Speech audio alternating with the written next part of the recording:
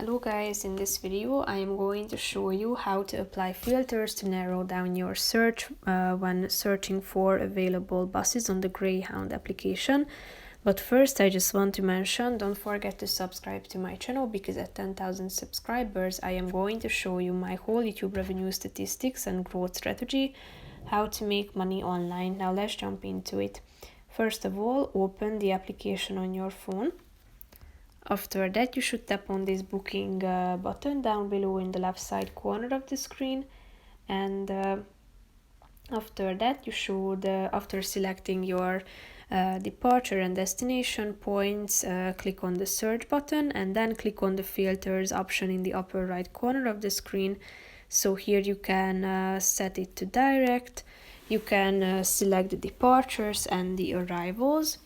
So tap on the relevant boxes that you would like to apply, and after that, as you tap onto the screen, you will be able to browse among the results according to your set preferences.